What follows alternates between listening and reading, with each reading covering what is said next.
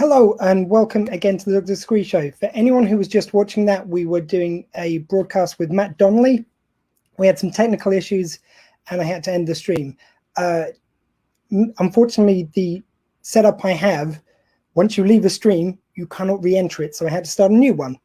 And I've just sent Matt the invite for the new stream. Hopefully he's checking his email. Hopefully he might see this or see the email and join us very soon. So if you're here for the Matt Donnelly interview, that will be happening very soon. Hopefully Matt will see his emails. But I'm really sorry for this. This is technical issues my end. Had problems with my webcam. Hopefully I'm coming through clearly enough now. The webcam inbuilt into my laptop, which I'm using now, isn't as clear. But hopefully it will do. And hopefully Matt will be checking his emails because I told him that I'd rejoin the same stream. Unfortunately, that was not possible.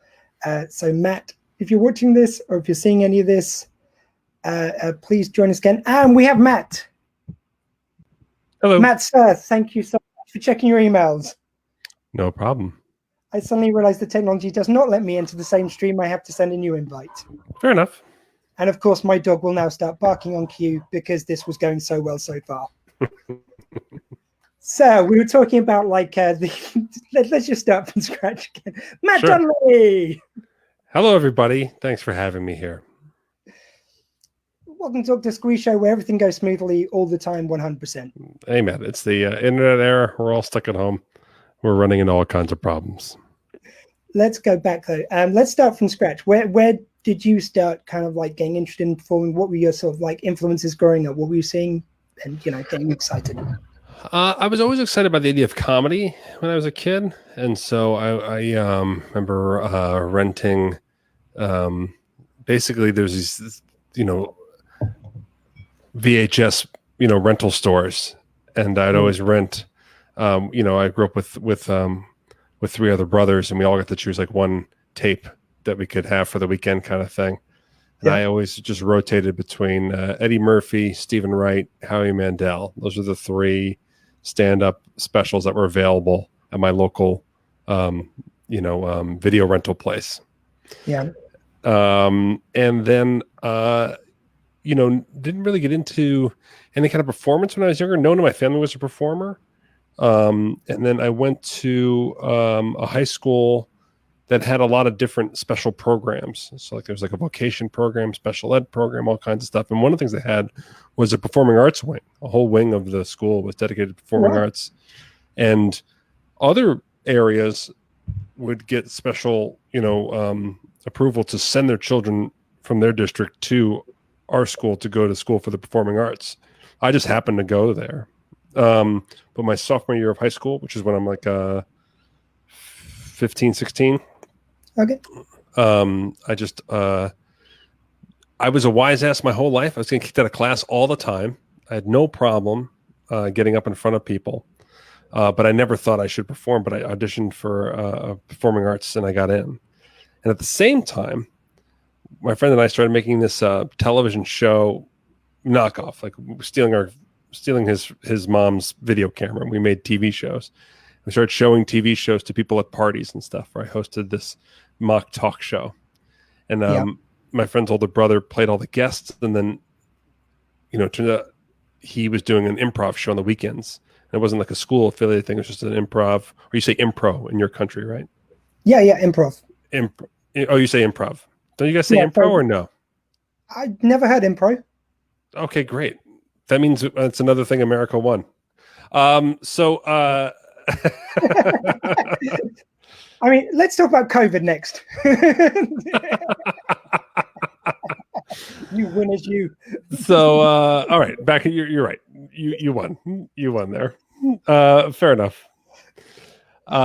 So we, and so I started going to this improv show on the weekends, and I fell in love. So I started doing improv at 15, 16 years old. I started performing every Friday and Saturday night, and at this local show, and it's very popular. And then I went into school. I went to college for theater, and then, but my college was right near New York City, so I started going to New York City and studying at Chicago City Limits, which is an off-Broadway improv show, and then Upright Citizens Brigade, which opened up a few years later, and started studying and performing there. Just loved improv, loved New York.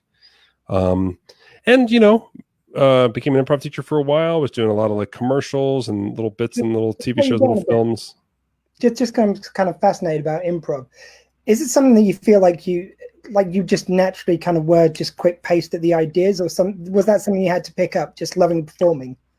Oh, I thought it was something I'd pick up right away. And then when I tried, turned out not to be true. And I was terrible for a very long time. But the show was very successful. So I kept taking classes and kept trying. And plus I went to performing arts high school. So I got to practice there as well. So I was horrible for like a good year while trying relentlessly almost every day to get better at it. Is there kind of a moment where you feel like, just, I've kind of got it, something's clicked now, or is it just grinding it down over time? It's a tough call. I had a friend who'd be like, like eventually you can make so many jokes that eventually there's nowhere else to go but where it gets laughs. Like you can just keep, if you throw enough, if you just try to throw enough. He did it with he drew like a little square on a big piece of paper, and he just started making marks with a pen. He goes, eventually you can just make so many jokes that there's nowhere to go but in this little box that's funny.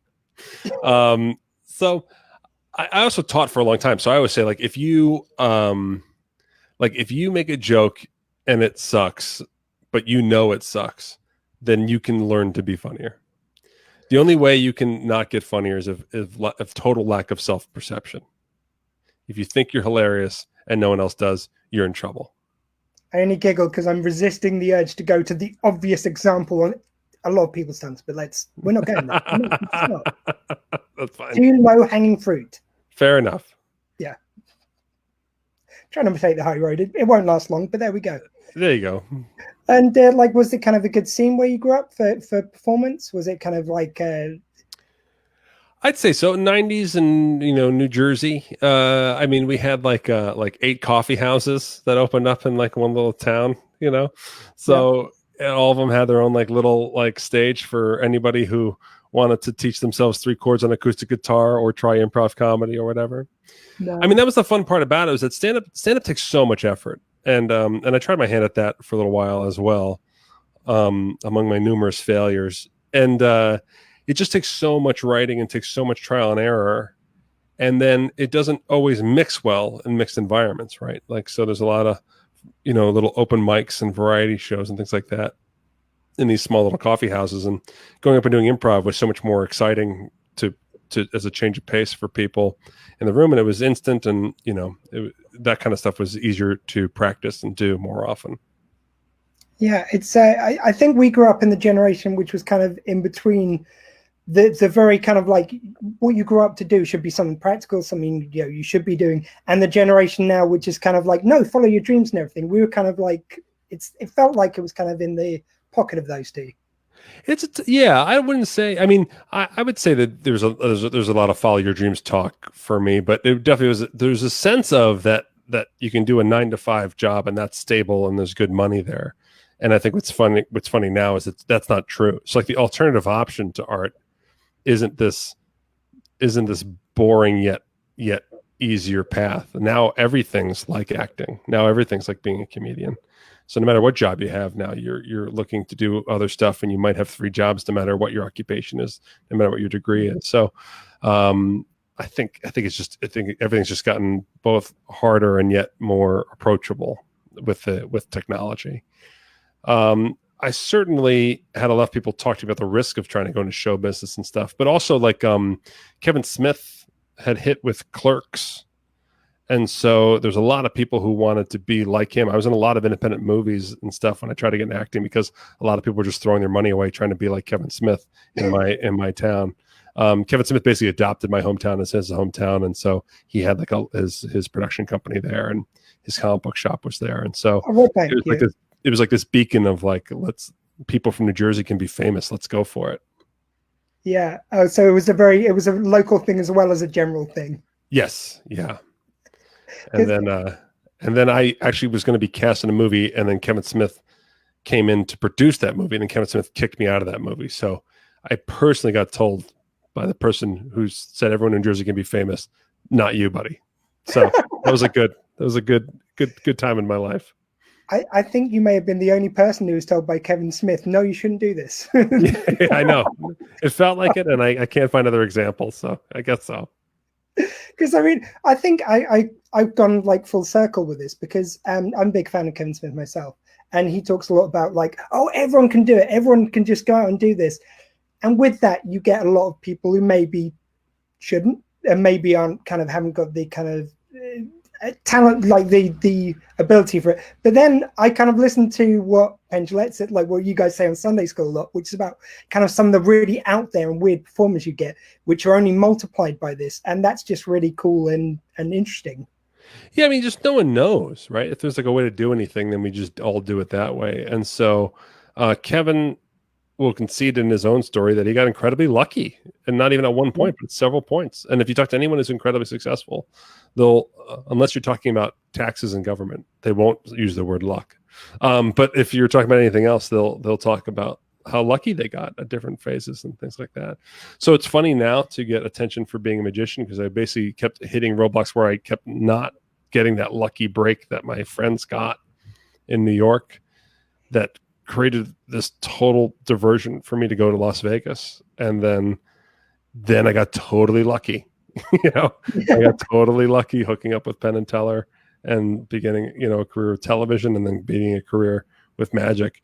So I joke because other magicians hear my story and they're just really angry about how easy it is. And it's not lost on me. I get it. I know what it's like to not be lucky. And so I know that I'm in a place right now where I'm very lucky. And how do you like? What were those first kind of few paid gigs like, and how did you get from there to Penn Teller? Wait, first gigs like in New York, or you mean like first gigs in Vegas? I guess where you start kind of like doing it professionally, and then how do you go from there to moving to Las Vegas is kind of an interesting story in itself. That takes I would have thought a leap of faith. I actually just followed my girlfriend at the time and now wife. So we were about to move to Los Angeles because basically we were in New York, and I was getting auditions here and there and getting commercials and things like that. But it basically was kind of like, hey, we're in comedy, and she had a tremendous amount of success. She's in this musical comedy trio called the Apple Sisters, and they went and did all these festivals like Montreal Just for Laughs and just crushed and got all these managers and agents. So she was the one who was hitting in a big way. And we dawned on us that we're like, all the money in comedy is in Los Angeles. The only places making comedies, both movies and television shows, the big gigs, they're all in LA. So they're not in New York. So let's move. And so we're going to move there. And she has a musical theater background. And even though she'd moved to comedy, she still had a few cast directors who knew who she was, but she dropped any representation. She stopped going to audition for Broadway shows, except one. Jersey Boys called her and told her to audition 3 weeks before we were going to move to LA. And it was for the Las Vegas company. And she booked. And it was funny because before she's like, should I even go? We're about to move. And I go, it'd be a hilarious problem to have. And then she went and booked, and it was a, Broadway level contract at Nevada living prices. You couldn't turn that down. So I could either go with plan A and move into my future mother-in-law's house without my wife and girlfriend, or I could just stay with my girlfriend and go to Las Vegas. And so I chose to do that. Yeah. It seems to work out okay for you. Yeah. No, I'm very lucky. I was waitering just because I was trying to keep the same schedule as she was. Jersey Boys was the most popular show in town at the time, and then Wayne Brady had a show at the Venetian. And that's what I mean by luck. I mean, all the things that didn't hit for me in New York. As soon as I moved to Vegas, Wayne Brady holds an audition for his show at the Venetian. Wayne Brady's worked with his comedy partner Jonathan Mangum like their whole career. Yep. Wayne Brady's never worked with a third when he's done live shows with his name on it. For some reason, he got to be in his bonnet to have a third person. And the only catch was the audition was back in New York. So I moved to Vegas, and we weren't really making any money yet. And then I had to fly back to New York to audition for Wayne Brady's show, and I made it into his show, and I got hired to do his show in Vegas. Emily Gillette, Penn's wife, for her birthday, decided I'm going to go to Wayne Brady's show for my birthday. And she goes to see the show. I'm in it. I come out after the show. She introduces herself. We hit it off. We become friends. And then I'm suddenly in Penn's orbit around Las Vegas and go from there. So I'm hanging out with Penn at movie night. He used to have people at his house every Tuesday, and we would go and watch movies, and I started making him laugh with movie night jokes and things like that. And then I heard him talking about this show he's doing for Discovery Channel. And again, just timing was never great for me in New York. Time was perfect here. I was close enough with Penn that I could ask him to intern, but wasn't so close that it was awkward, like as a friend, you know? Yeah. So I just was in his orbit, and I just wrote him an email and begging him, can I intern on this television show? I want to work on television. Can I please just do anything? I'll get coffee. I'll pick you up. I'll do whatever. And then they let me intern. I get in a good vibe with Penn Teller and Mike Godot. And then they start having me write jokes. And then they like those jokes. And then I got hired as a comedy writer. Which of the TV shows was he on at that time? This was post bullshit. This is Penn and Teller Tell a Lie. Oh yeah, I remember that one. It only ran for a couple of seasons. Just one season. Just one. Heartbreaking. It was really good, but I don't know. I mean, it's just one of those random things I think about formats. There's something about Bullshit and Fool Us which just clicked with it all. It was a weird show. Yeah, it showed you 6 science stories, and one of them was a lie. And you had to figure out which one. And that's why it proved so troubling, is that Penn and Teller just came off of Bullshit, and they were really into being very hard. And Penn and Teller's standard for science was higher than the Discovery Channel's standard for science.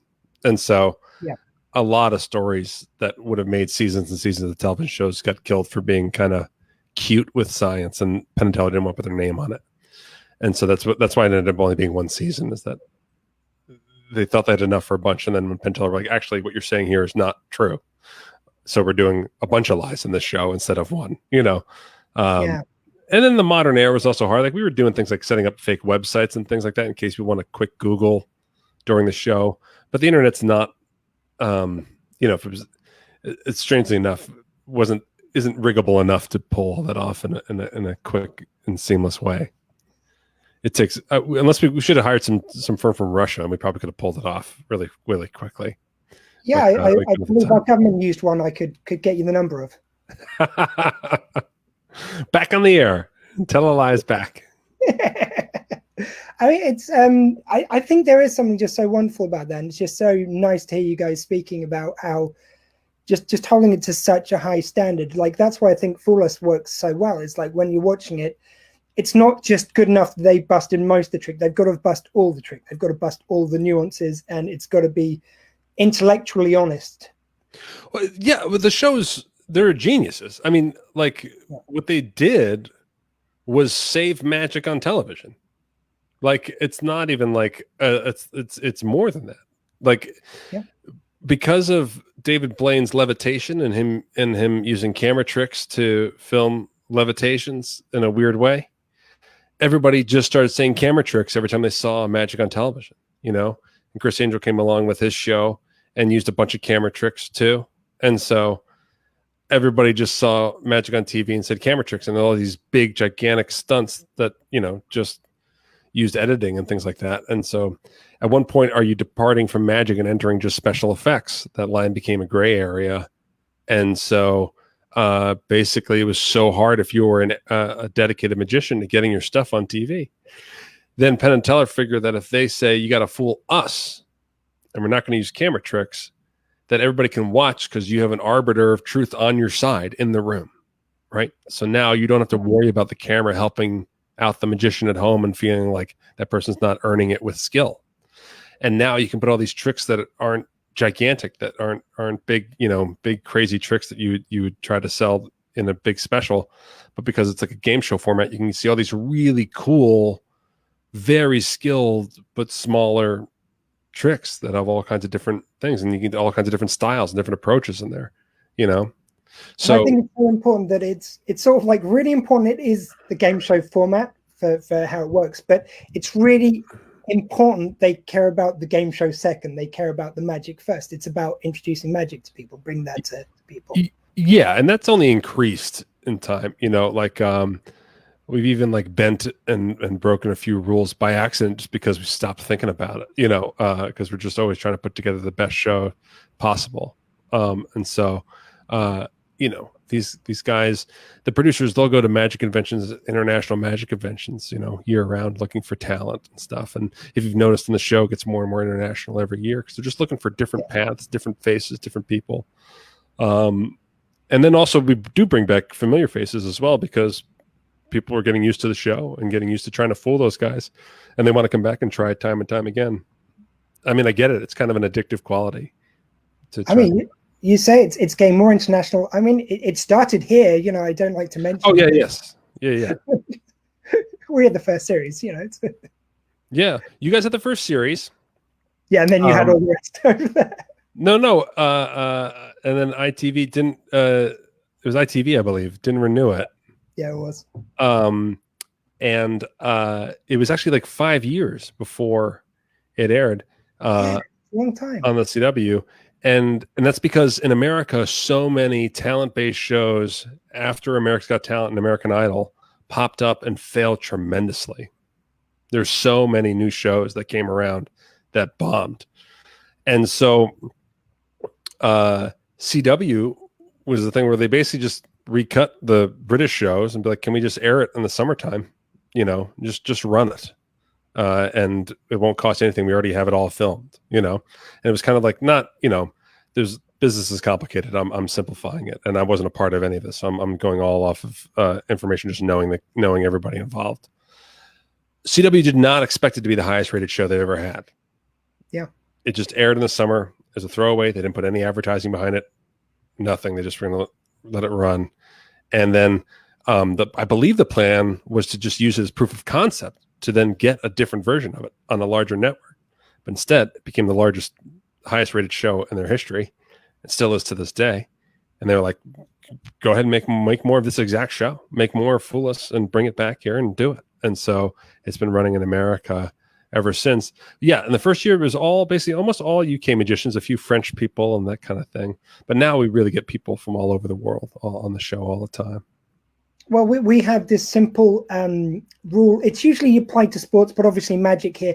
If we do something first, we can always win at it, and until everyone else joins in, and then we're screwed. No. You guys, the British still have some fabulous magicians that kick ass. So. Oh, I know. I kid, of course. I mean, one thing which I did find very interesting, and so were you writing from that first series, or was it just when it came to LA, to Las Vegas? Sorry, just came to Las Vegas. Although I do behind the scenes I'm certainly doing behind the scenes episodes of the first one because people were asking me to do it, and then it turns out because I'm working on Penn Sunday School, I do know a lot of information about the first season. And I'm friends with Piff the Magic Dragon, and he blew up on the first season, and so I actually do have I do have more tidbits than I thought about the first season when I do behind the scenes. I mean, I don't know which strand to go down. Let's stick to Fullest, but I want to come back to Piff just because I find him sure. But while we're speaking about Fullest, I think it's also just I love the fact that Jonathan Ross I thought was a wonderful host. He's very well known over here. He worked great for the first few series. I thought it was such a smart idea when he was unavailable to come back to go with Alison, and it just created a new vibe. And she's just such a different presenter. As someone who kind of writes for it, like how was that kind of change for you? Well, first of all, Jonathan Ross was amazing to work with. I mean, just amazing. And so, my TV writing was, joke writing, for like roasts and things like that. And, or like quick bits for like commercials and things. I'd never written for kind of larger format stuff. And then also trying to learn to like write for voices and things like that. So when I got hired to write for Jonathan, it was really like, I was like a paid intern, and Jonathan Ross was like giving me like a degree in show business. So Jonathan Ross just knows how to host a show, knows how to talk to contestants, and puts in the work, shows up early. He was there for watching like every single rehearsal. I mean, like he doesn't have to be there at all, but they had like a little stool for him, and he'd watch, and he'd go up and do his own pre-interview, and I just keep his notes, And then, and then he's so popular and busy that all of a sudden doing a flying over to America wasn't his idea of a great time. And so in comes Allison Hannigan, who has no TV hosting experience, and so all of a sudden I start helping Allison the way Jonathan helped me. Yeah, she's such a low personality, and at the same time trying to find her voice. If you go back and watch the first 2 seasons of Fool Us, Jonathan Ross is such a worldly figure, and he's such a charming and devious adult that his writing for his humor is so fun, but there's bite to the punchlines. Yeah, devious is a very good word for it, because it's never malice, but it's kind of, he will challenge people. As a writer, I try to come up with magic words, and devious was a magic word I came up for Jonathan and started opening up a lot of jokes. Yeah. In ball busting, there's a camaraderie there, so he often took the side of the magicians against Penn and Teller and that kind of stuff, and really made it kind of fun that way. And so that was fun to write for. In comes Allison, and I start writing jokes with teeth, and all of a sudden it's just like hearing this cute mom, do these things was like, oh, this is a different show, and she's so much more family friendly, and there's so many families watching this show. And that's, again, a departure from bullshit. And that's kind of the thing where Penn and Teller had come from too. So if you watch, everyone softens up over time on this, Penn and Teller's tricks, Penn and Teller's humor, even in the way they judge and things like that. It's Penn's personality in the first season versus the way he talks now is very different. So I learned to write for Allison, and then she's totally different deal. And then also there's this neat thing, funny thing to deal with, which is a lot of the magicians, especially American magicians, loved Allison Hannigan. So they're going to get to meet Penn and Teller, their idols, and they also are meeting their crush from American Pie at the same time. And so you really have to prep magicians to be like, you're going to meet Allison Hannigan, and this is the way it's going to go down, and do that. But 90% of my job, the writing is fun, and I do that. Basically, we really hammer that out 3 days heading to the first tapings, and then 2 days in between the final tapings. We tape the whole season in 2 weeks.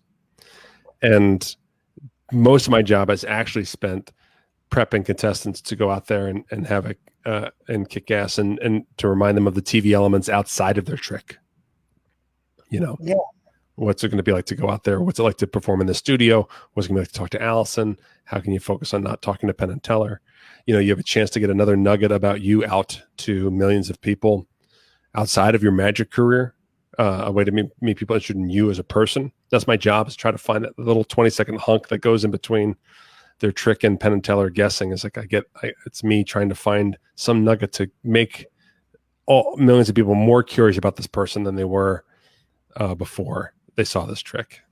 Yeah, and it's just wonderful to see how it can be anyone from a brand new performer to a very seasoned one, and they all just look, it's the same excitement, nerves, everything else about going and doing this in front of Penn and Teller. Definitely, because even some of the most experienced magicians don't have a lot of TV experience, and so it is a very, very similar thing. And doing magic for television is different than doing magic. Penn on Penn Sunday School likes to talk about cooking shows, and how he hired Jet Tila to prepare him for a cooking competition show. And he's informed that cooking for television is different than cooking for people at home, and you have judges who are going to eat 2 bites of something. Those 2 bites have to be the most valuable bites, and they're not going to eat the rest. And so if there's any part of the thing you're serving, there's a little hanging piece of fat on the chicken or whatever, just cut that off and throw in the garbage. You're serving a 7-ounce steak instead of an 8-ounce steak, because you're cutting off the part that doesn't look perfect, and doing magic for television is very similar. You have to do a lot of different things that you don't realize doing stage magic. Yeah. I did want to talk about it, just a few of the people who you work with on that show. So we mentioned Piff there. Yeah. What a wonderful, completely out there performer. I love to hear you guys when he comes from Sunday schools. One of my favorite things is just hear you guys just sitting and just shooting the shit. It's just 2 people, all of you from very different worlds originally, but just the same in so many ways. Yes. Yeah. It's true. I basically look for ball busting or busting chops, like where you can, or you take the piss out of each other. Like that's basically, when I have jobs where you can't do that, I fail at those jobs. You know, I want people to mess with me. Like I want people like, we talked about Wayne Brady's show. I did a show for 4 months, 4-month run at the Venetian before he closed up shop. And we got along, but he never messed with me. He never never said anything sarcastic to me. And therefore it always felt very polite backstage, and it felt polite going off stage, and it just didn't click, and so it was a fine experiment to be his third wheel, but it ultimately just didn't work. And so when I started being in the writer's room, Penn and Teller, and they both started messing with me, and I started finding ways to mess with them back, call them out on stuff, and they can call me out on stuff, and get laughs. Then I was like, oh, good. This is a comfortable spot. And so that's it. When Piff came around, he's such a sarcastic bastard that it was easy to start messing with him, and he'd mess right back. And it was very like, oh, okay, this is fun. This is just great. Yeah. I'd say, like, honestly, my rapport with Piff, because I began working with Penn Teller, I worked with him for a while. I toured with him. He gave me a huge break with my Magic career. I mean, he is the big break of my Magic career. Penn and Teller helped me get started, and they came and saw my first show, but so did Piff. And then Piff took me on the road for 2 years opening for him. So my big break is with Piff. And so I owe him just as much as Penn. And I'd say like it's really like almost brotherly with Piff. It's very family like, my rapport with him. I think it's because where it's disparate strands. So like where I first discovered you through Sunday school, and I discovered Piff a bit before that. It kind of like muddles the timeline, but you got to know them all about the same time. Yeah, I mean, what happened was that Piff blew up with the British version of America's with Fool Us. His YouTube clip of his appearance on Fool Us got tens of millions of views and got 1 million YouTube subscribers. And that alone got him brought over to Vegas to be part of a show over here, a variety show over here at the Cosmopolitan. Vegas Nocturne was the show. So Piff came over before Fool Us started airing in the US. Piff came back. Piff was in America. Yeah. And so, and therefore, like, no one had more success from Fool Us than Piff. Like, he was already here and working and stuff. And then, and then America's Got Talent happened for him when he was already here, and that show had closed, and he was trying to figure out how to still make it here in America. And he was going to not go on, and Penn was like, "Go on America's Got Talent, get on that show." And the funny thing is that I auditioned at the same time. I didn't. Again, a lot of breaks didn't happen for me before Magic, right? And so, but Paul, my ice cream social partner, and I decided we're going to do comedy songs. We have a keyboard player there. And we go to sign up for our audition in Vegas. And in behind us walks Piff and Mr. Piffles. And we're like, "Hey, buddy," and we knew him. And so we're like, "Hey," we're just chatting. And then we both do our little sign in, and we both go off to our separate rooms. And then all of a sudden, Paul and I go into a room with one producer, and we go, and we go and do our comedy song, and it goes well. And he goes, "I'm going to send you to the next room. There's 3 producers in that room, and we'll go from there." And I was like, "Oh, right, this is." They use that hushed tone as well. And I said, "Yeah," and I was like, "Paul, I was like, this is a good thing. We're having a good day." And we open the door, and Piff walks by with Mr. Piffles, and 4 camera crews are following him. Like, he's just surrounded by cameras as he walks around the audition. And then I turned to Paul. I was like, "And some people are having a better day than us." So we go to the next room. They don't like us as much as the first room. We're done, and Piff goes on to basically win America's Got Talent. Wow. I mean, you were that close. You were that close. I mean, just geographically, but you were that close. Totally. Yes, I was geographically so close. There's no jealousy there. I mean, Piff is a super hard worker. I mean, maniacally hard worker. I think what's funny is that he had quite a reputation pre-Dragon as a real passionate magician and a real magic thinker. And then he puts on a dragon costume, and suddenly he gets so much more attention and so much less credit as a magician. I'm sorry, as Piff's fellow Brit, I feel like I have to step in here. I believe he is actually a 300-year-old magic dragon. Yes. He might have dressed in human clothes once, but he has shut that off now. Yes, and you can get his weird human clothes phase magic tutorial DVDs still at different websites and things like that. But yes, I actually spoke very cautiously. You interpreted something. I actually do speak very cautiously about his status as a dragon. My son walked in when I was watching back. I absolutely love it. The masterclass Penn Teller did, which you're in, and oh man, he'd just done that bit where he talks about like he gets introduced by Penn Teller as someone who's dressed up in the outfit by Penn, and then he goes, "Excuse me, sorry, I'm a 300-year-old dragon who is butt-ass naked right now. Now let's continue." And my son walked in just at that moment and goes, "Why is that guy dressed in a dragon suit?" I go, "Whoa, let me just play this back for you." So yeah. So anyway, just because we mentioned it there, like the masterclass, again, I mean, look, I'm in awe of you for doing it, but why would you do that to yourself? I mean, you're rightly so bricking it throughout the whole thing, like nervous as hell. I mean, I think for anyone doing that, you acquitted yourself as well as anyone's going to, but I think, tough. So this is a very complicated. My appearance in masterclass is very complicated for many reasons. First of all, you just don't say no. Penn and Teller offer you an opportunity to be in anything. You don't say no. To get taught by Penn Teller and Johnny Thompson at the same time. Yeah, I don't care how many cameras are there or whatever. I'm going to do it. It does not make me look good at all. And certainly I did worse than I thought I was going to do for it. I did think I was going to mess up. I did think I was going to do the thing that they wanted. The masterclass people, when it was all over, were thrilled with that segment.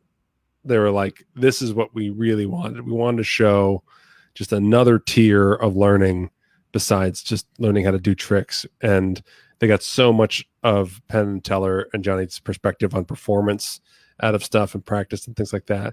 And there's stuff that didn't even make the cut that I still keep a memory of that helped me to this day. It actually was a very helpful lesson. It wasn't a show. Oh, let's face it. Look, your job there, and I'm sure that any mistakes were just to help that job. Was to get things wrong they can help you with, and to do things that. No, I wasn't ready. I mean, I was doing a trick that I was doing a trick that Johnny had taught me. That was too hard for me to do in my original magic show that I did a lineup of. So my magic career started by me going to 7 magicians, asking them to teach me one trick and putting a show together, one trick each. That was my first magic show. And one of the Johnny Thompson was such a generous guy. And if you don't know who he is, just look him up. He's a fantastic magician. And he was Penn and Teller's mentor and a very successful magician in his own right. And then he was so generous with his time, and he loved what I was doing so much that he taught me like 5 things. I asked him to teach me one trick. He taught me like a bunch. Yeah. And so I was trying to work on this one trick that's on the masterclass called Chop Cup, and it involves moves, right? It's like, so many tricks are kind of like self-working, and that's kind of the big, there's a whole market for tricks, and you kind of figure it all out. And this is not. This takes some skills, some sleight of hand skill, and some movement. And so for the masterclass coming around, I was like, oh, Johnny's working on the masterclass. I'll bring that trick back out, and I'll actually get him to, since I had to take another trick, I'll get him to work on it again, which seemed like a good idea. And now I also pitched like other tricks I was working on that I gladly would have done that were much more comedic and easy to do. And I could have like shined more. And masterclass wanted the trick I was struggling with. So I practiced for a week heading into masterclass, and I probably did the trick hundreds, not 1,000, probably hundreds of times heading into that thing. And then the worst thing happened. The producer and the director pulled me aside when I came in, and I quickly set up in the hallway, and I did it for them, and it went perfect. And that's the worst thing that could have possibly happened. Dress rehearsal should never go right. You don't want a perfect dress rehearsal. And I had a perfect dress rehearsal. And Another weird thing is that I started off doing the hillbill thing and I was dropping it at the time. And all of a sudden this masterclass popped up and I was like, well, shoot, I don't even know how to even say who I am or what I'm doing at the moment. I'm just not going to do this hillbilly thing that I was doing when I first started. So, in there, I'm like in between outfits and like in between styles. Yeah, a bit of that. Yeah. So I don't know how to dress, and then I'm trying to do stuff, and they're trying to tell me they're going to put a coat on me or whatever. And there's a moment where Penn takes off his coat and gives his coat to me in the master class. And as someone who went to performing arts high school and college, I know that studying plays, whenever there's an object exchange, is a moment of emotional significance. So I knew it was going to play really well in the master class that Penn was taking off his coat and giving it to me. Yeah. And my note of knowing it was a moment of emotional significance also washed over me, and I almost passed out while we were filming the master class, and I almost fell on the ground. It was really a lot. Like I went to go start doing it, and all of a sudden just my body went cold. And I know from auditioning and stuff like that, sometimes you just know it's just not going to be there. You walk into the room and you're like, oh no, this is going to go horribly.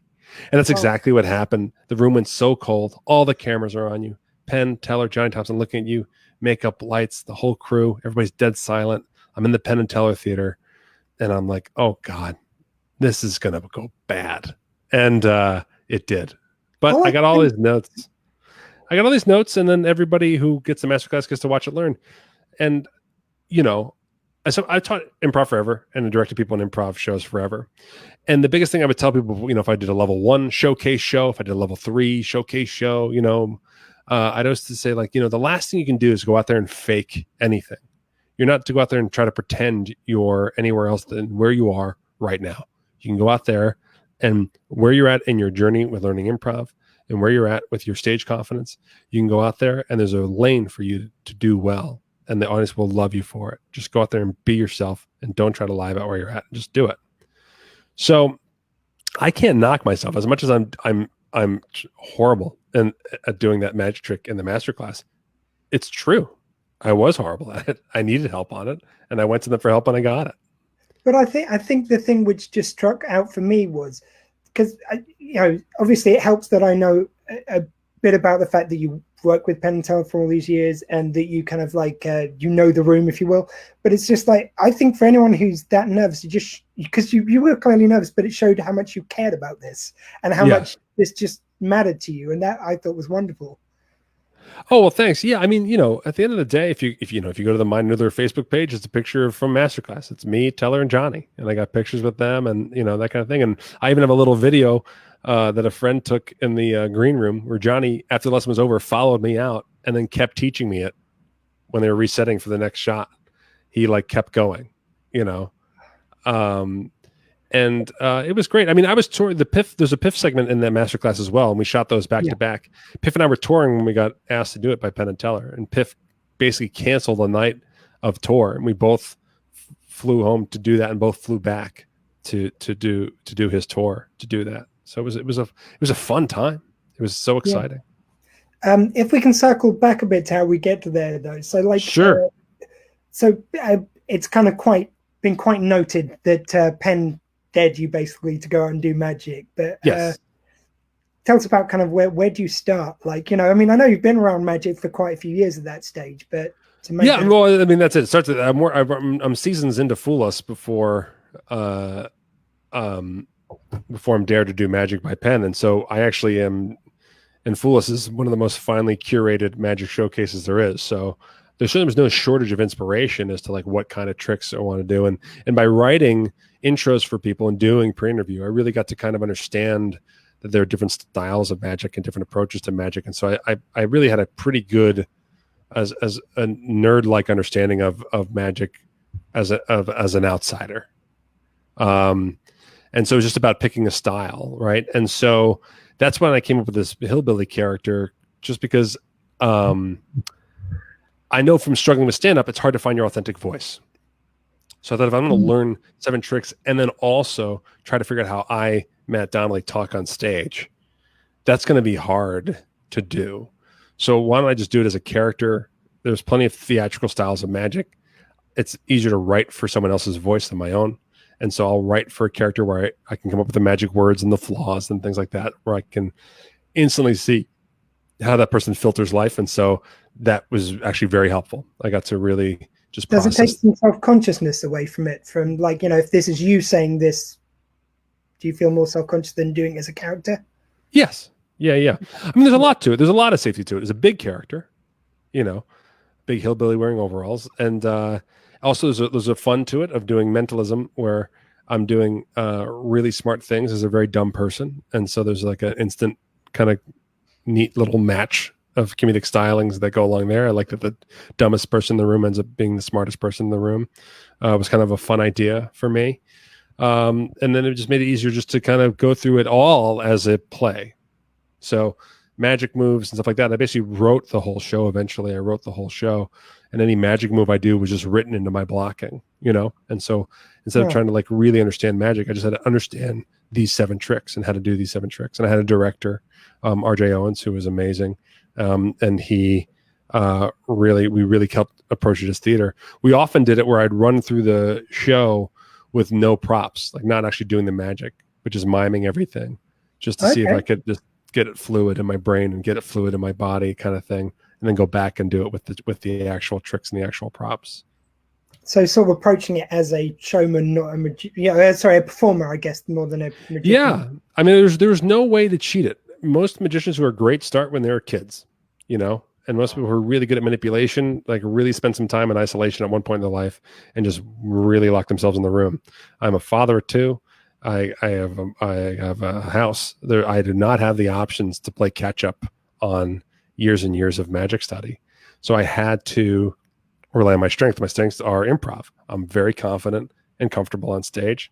I can be funny in a moment. I can mess up a trick and it'd be okay with it. I'm used to failing. Improv is really makes you much more okay with failing than most other art forms. And so I just knew I could go out there and rely on those things. And I knew what it was like to take up people's time. And I know what it's like to feel a room where you are making good use of people's time and bad use of people's time. Right. And so trying to put together a show that was about an hour long, I kind of understood how to build a show and feel what it was like when I need to adjust things in that show. And if you wouldn't mind just a minute, you mentioned Johnny Thompson there, a mentor and someone you work with for this. Can you just say a little bit about working with him? So for anyone who doesn't know, just a legend in the magic world, as Matt says, look him up. But he's got all kinds of stuff. He did plenty, towards the great Thompsonian Company, one of the greatest comedic magic routines of all time. Every magician in Vegas worked with him. He was the judge on every season of Fool Us until he passed. And when Penn Teller dared me to learn magic, I thought, wouldn't it be funny to go to Johnny and ask him? And Johnny was incredibly generous with his time. He worked with me. He worked with so many people. He worked with whoever asked him. He had no ego. And so when I asked him, he said, sure. He just said yes right away. I called him up and he just told me to come over, went to his house, and he started working with me. And he just started teaching me right there in his living room. And it was even cooler. Is that like, he consults with Penn Teller. He does all this stuff. I didn't even know if he cared that much about whatever. I just thought it was fun to hang out with me. I probably ended up doing about 3 or 4 sessions at his house. And then, I did my little run of my first the Psychic Hillbilly show in Vegas. He called me up. I was like, I want to come. And I was like, oh yes, of course. Yeah, of course. Like, I just didn't want to bother him, Yeah. And so Johnny came out to see the show and checked it all out and gave me notes and everything else. And he was incredibly encouraging. There was a bond because he played, the great Thompsoni, which was this Polish magician who kept messing up his bird routine. And here I was playing a Psychic Hillbilly. There's like a bond between our natural affinity for playing someone kind of inept at what they were doing. So he was a fantastic influence. And I've got to say, that's something which I do love about your performances, the ones I've seen of Johnny, Penn and Teller, and Piff, actually, I can put in this as well. There's no, in your performance, which I get, some magicians some people really like that. That's kind of the style. But I just love the fact that you do the trick. There is a there is a celebration of achieving it, but there's no artifice like you're surprised that happened, the thing that you're doing. Well, Piff's, again, really, really smart thinker. And so Piff uses music to do what he won't do. And so Piff won't do that because it's both not in his character to celebrate. And it's just not.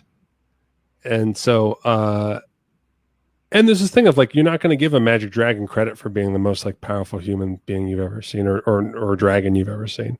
Like you're just not going to give him that credit. And so he knows that. And so his celebration's almost like sarcastic, like, haha, gotcha, and the music does all of it while he like sarcastically dances. It's really kind of nice. Penn and Teller just almost move on so quickly. They almost like hate applause the way they move on with their tricks and stuff. I don't mind a pause line. It's just there's something about the kind of falseness of pretending like you're surprised that's going to happen. And I think that's about like, you guys talk a lot again on Sunday School and Ice Cream Social. You talk about being genuine with things. I think that you want to be genuine, and you are lying by doing magic tricks. So you want the audience to be in on that. And the biggest thing Penn and Teller's influence on all of us and is that they always give their audience credit for being intelligent. And so anytime I've been in the writer's room with them or in a rehearsal with them, there's often the phrase like, but they know that already. But they would know that as soon as they see it. Right, like there's so much where like they never want to over-explain an item to an audience. They want to give the audience credit the whole time. And so I know Penn and Teller's ethics of magic are probably the strictest amongst very popular magicians, but they do not want you leaving that theater thinking that they have powers you don't have. And so that really paints you into some strange corners because you want to do the most amazing magic you can think of, and yet leave the audience walking out being puzzled and not thinking that the person should work on the CIA and track down serial killers. So it's a great kind of filter. It kind of paints you into certain corners. It's nice. Yeah. So the other kind of performers you work with, can you just tell us a bit about the other performers you work with? The other magicians. So I worked with Penn, Teller, Johnny Thompson, Pip the Magic Dragon, a guy named Eric Diddleman. He had a little run on America's Got Talent. He's a mentalist, very funny guy, really nice guy, tremendous performer, and gave me a fantastic trick that I involves using a baby chicken, so I can't do it as often as I like, but man, is it good. And it crushed in the original run. Brian Brushwood, another great magic thinker, another great ethical thinker, really like a total like disciple of Teller. Sells some amazing magic stuff, but he helped me work on his stuff and even flew out to work with me, and loved the project. And we've been cohorts ever since. He has a podcast and I have a podcast. We've done festivals together and stuff like that. But he taught me one. Who am I missing? And then basically my director, RJ Owens, was a magician before Cirque discovered him, and he kind of golden handcuffs being in Mystere, where he didn't do magic but just performed as a clown. So he was so excited to work with me on magic that he directed everything, and that was really important because all these magicians were working with me. Matt King, that's the one I'm missing. I'm an idiot. Yeah. Matt King. Mac brought me backstage and we talked about performing magic and taught me some rope stuff, and he's been a fantastic influence on me as well. Another guy who is a tremendously humble performer, yet puts on an amazing show. Unbelievable help. I mean, a lot of people could do a good magic show with that help. I still think, the one thing that again, going back to the masterclass, the one thing it taught me is that, when you understand how it sounds like, oh, that is a doable thing. But geez, the technique and getting that so it just there's no kind of flares, no sort of like signals to what you're doing, and just to get it so that it's looking polished is just I can't imagine that level of practice to it. You've got to really just care about something. You get something in your body, especially do something in your body where you're trying to lie and get away with it. It's very hard. It takes a lot of practice. And if you ever watch Teller do anything, Teller does everything 1,000 times. Over and over and over again, and spends like all day, every free moment working on just a move if it's coming up, and a new trick that he's working on. It's insane, and it's because of that. It's because your body's not used to doing something. Your body's doing something that's supposed to look like something else, and you also don't want to get caught doing that. And there's an honesty in your brain that wants to get caught all the time. It's called magician's guilt, and it's crazy. But the first time I ever do any trick in front of an audience, your body will do things it's never done before to show the audience you are lying, and it's really weird. And And so it takes a really long time to get that. It just takes practice to get that out of your system. And where do you make the decision between going from the from Hill Bill to the Mind Noodler? Where do you make the kind of changeover? I want to do more than mentalism. I want to do actual other kinds of magic tricks.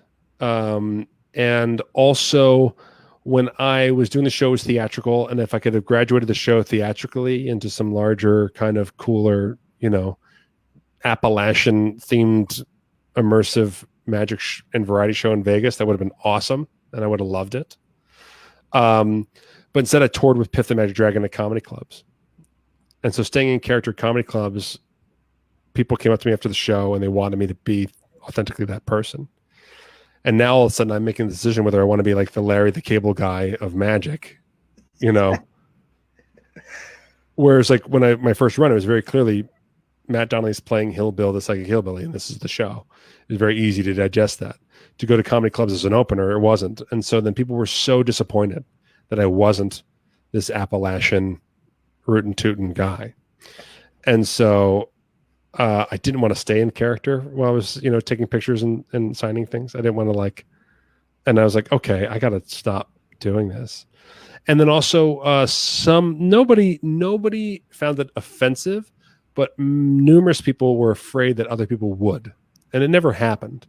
But because I was from Jersey and then ultimately Las Vegas, playing an Appalachian guy in dirty overalls, was I saying something? And I just didn't, and I wasn't. So I wasn't ready to stand behind that artistically to be like, this must be done. And so it was just time to retire that element of it. I still wear overalls and no one questions it. I've always been like a blue collar, rugged looking dude. I'm not ever going to be the kind of guy who would look awesome in a tuxedo doing really cool things that are so beautiful and elegant. Those are just, we talk about magic words. Elegant is not a magic word of mine.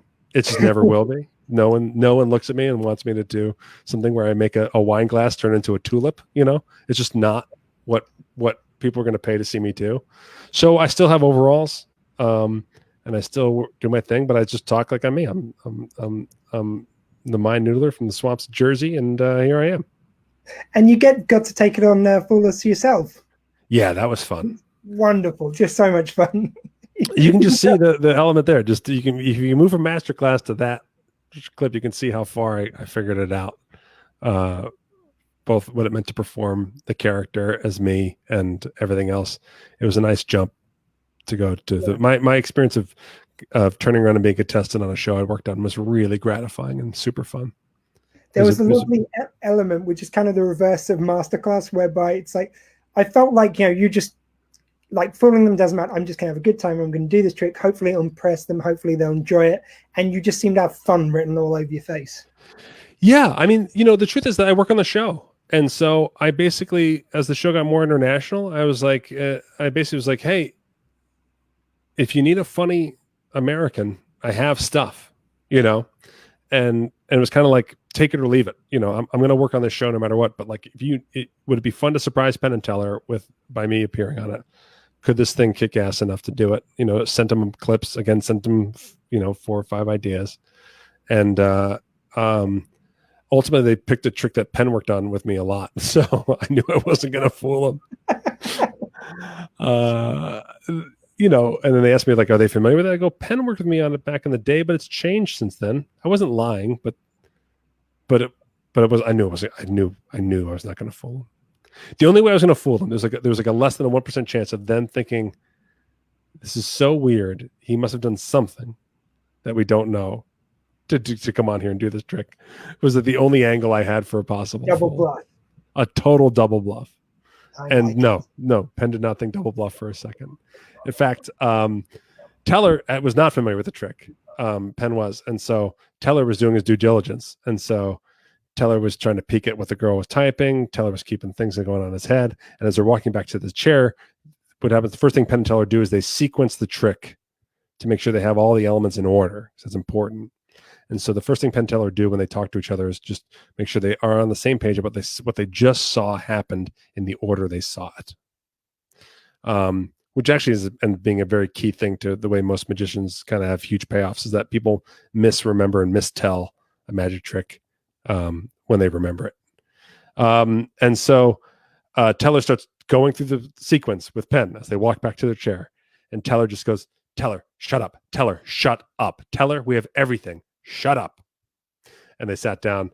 They talked for like 2 seconds. I'm the only interview they ever watched Allison do. They watched basically Allison interview me the entire time.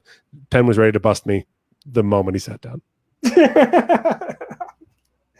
It was fun though. Yeah. I mean, I think it's just wonderful the fact that show seems like there's so many elements to put together, so many people you've got to keep from meeting at certain times so you don't give anything away.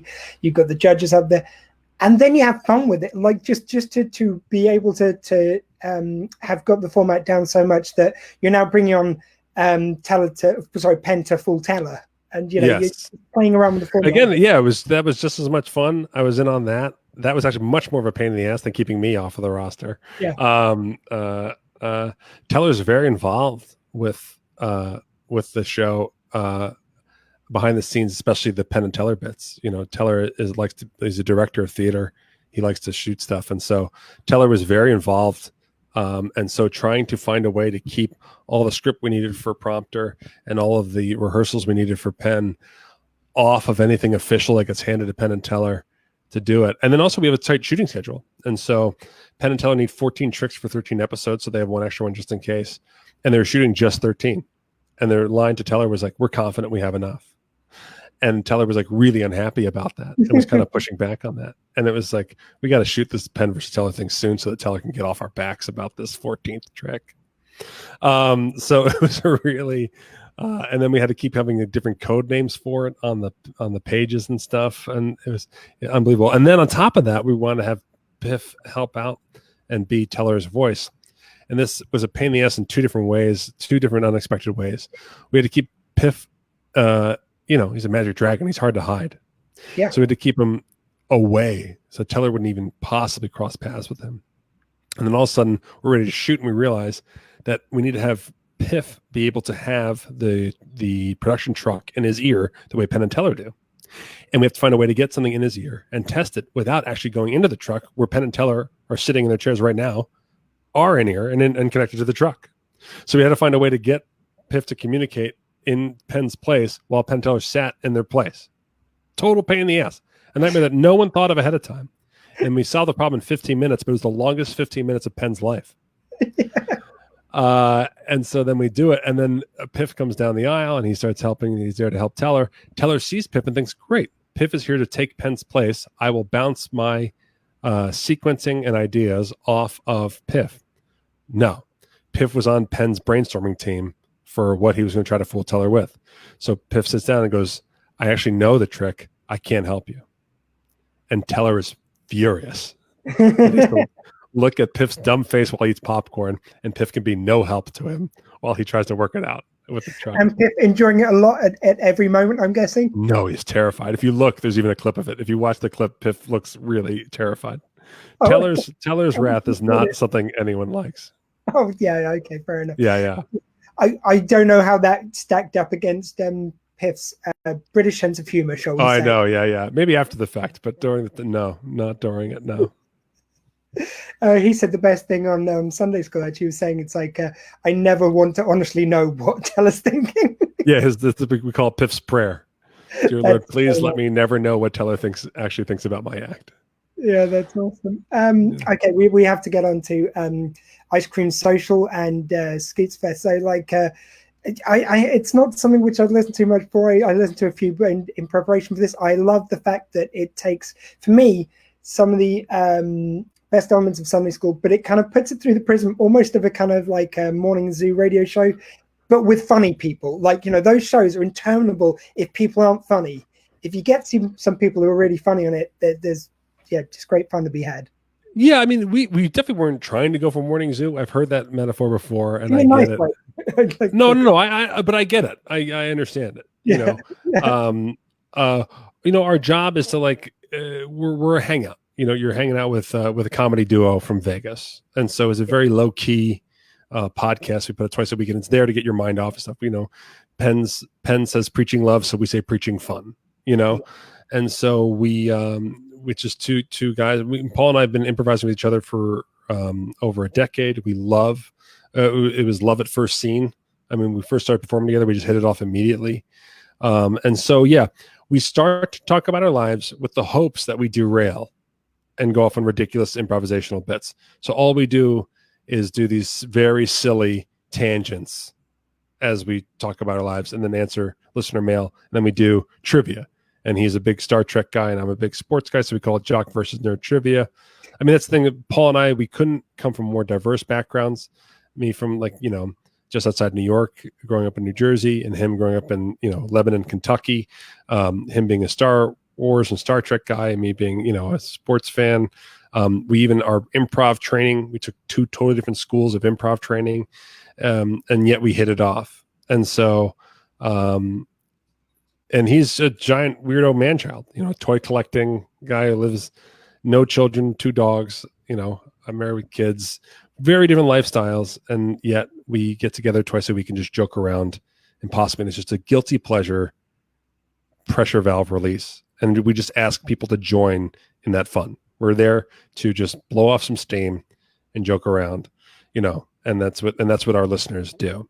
So, you know, we have reports of, like, I had to stop working out at the gym because I was laughing, or I had to turn down the radio very suddenly because I was at the drive-through of a food place, you know. So we get all these great stories of, like, you know, people, you know, afraid to other people to hear what we're saying out loud because we're very over the top. We're very ridiculous. I mean, we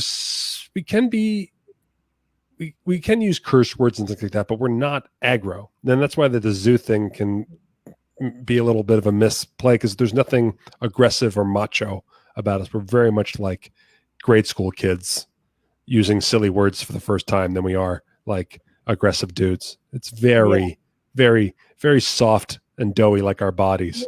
I think that the reason why that one springs to my mind so much is because I always thought Morning Zoo, the only examples I'd heard were pretty bad ones. And then I had Kevin and Bean, which Ralph Gunn was in. I got in through him because I was found some of his stuff. And I started listening to that and I go, oh, so like you can have this with kind of some people who aren't trying to one up, like they just have fun with each other. They just take the piss. It's just fun and funny. And these are funny people on it. And that made all the difference. It's just, I think it's just too easy to do that format with just sound effects and forget you're actually meant to be funny performers as well. Yeah, we never think about winning or one-upping. It's always about, like, how far can we together take this ridiculous bit, and if it runs out of steam, then hit it with a stick and move on. You know, there's no. I mean, that's actually what improv is, like the first lesson of improv. If you're competitive if you try to win a scene, you're going to be terrible at improv. So much about comedy is about being the sufferer, the person who tolerates, the person who will endure the company of someone who's deeply flawed. And so, so much of that is about being a person who wouldn't stand up for themselves or leave the room or be rude. And so, years of training like that just make doing bits super fun because no one's trying to win. Everyone's trying to just keep being the voice that keeps it going. And where do you come about doing Scoopfest? That just seems like another wonderful thing. I'm very sorry that this year's has just been cancelled, but rescheduled for next year, I believe. Yeah, we postponed it until next year, like everything else. We're not. We try to be better than the NBA and Lollapalooza, but we're not. So, Scoopfest was honestly another thing that was discovered by accident. Paul and I were booked to do a cruise ship together, and so we were going to do this gig on this cruise ship, and it was going out of New Jersey, the port. And so I was like, "Hey, what if we threw together an improv show the night before we left for this gig on this cruise ship?" And we went upstairs to Tierney's Tavern in Montclair, New Jersey, to put an improv show, and 150 people showed up from all over the country. And we thought like maybe 20 people were coming.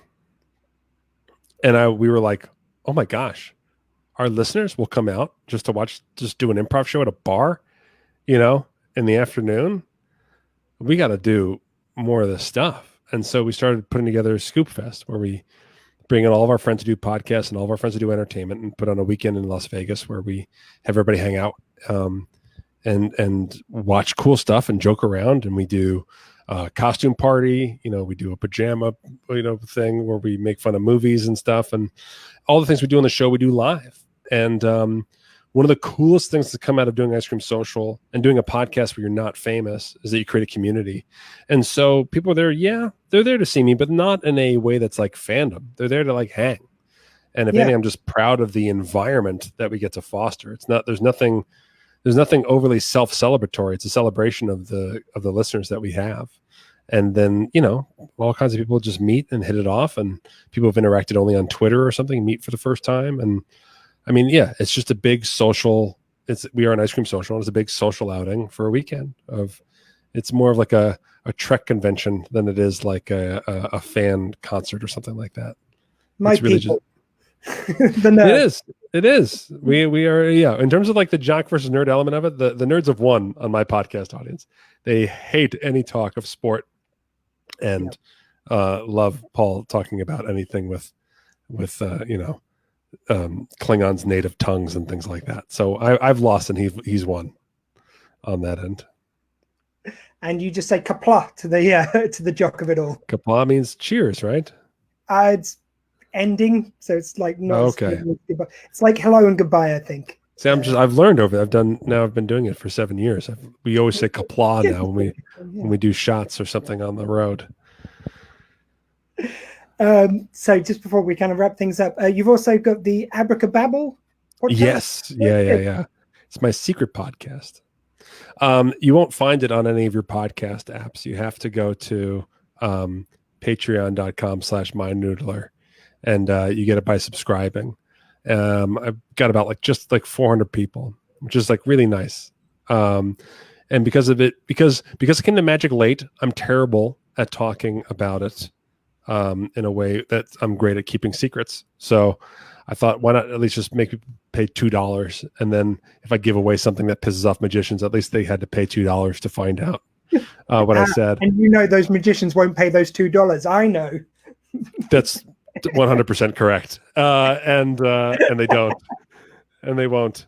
And then, you can't just search it, right? So if you hear I said something or whatever, you can't just go on the internet and find it.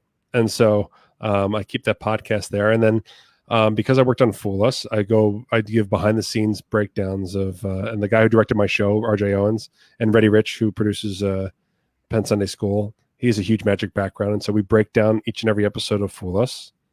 And so that we do what we do. We break down what I'm working on in my career and my shows, and we break down every single episode of Fool Us on Abracababble, which is the podcast you get when you go to patreon.com/Mind Noodler. And you can also go to mindnoodler.com for all things Mind Noodler. Yes. Yeah. Anywhere else you'd just like to plug now? So there's Sunday School, of course, and Ice Cream Social. I think I've given them enough, right? I feel like I've given them a lot. Never enough. There's always more. They can't possibly. If you didn't know who I was, you can't possibly be interested in more than 3 things that I'm up to. So I'm going to leave it. At that. I should also say for viewers here in the UK, if there's any of the fuller stuff we've talked about that you haven't seen yet, they are up there on YouTube, and I believe they come out on Netflix periodically. The series catches up there, so please check them out now. It's a wonderful show. Yeah. So we just started doing season 1, so all of our UK listeners are very happy. We're breaking down season 1 of Fool Us right now.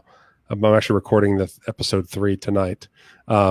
And our UK audiences are really loving it. So, by the way, if I can only imagine you carry around a scroll at all times. So if you are keeping the weight loss list, I lost 4 stone going vegan, mostly through you guys talking about it on. Awesome, man! Keep it up. It's the kind of thing I talked about for years, but then when you guys actually did it, I was like, yeah, okay, it sounds right. And I have to thank you personally as well, because even though you've all done a fantastic job, I think you, like me, found it a little bit difficult. You didn't find it completely easy, which... Oh, I hate how Penn and Godot talk about like it's so easy. It's not. I just gave you encouraging words because I know it's the pain in the ass. Yeah. I mean, we do the work, but it's difficult. That's okay, George. Yeah. Thank you very much. Yeah, thanks for having me on. Thank you. If you could just stay on the call for just a minute while I wrap things up, and I just need to ask you to do one more thing when we're finished. Yep.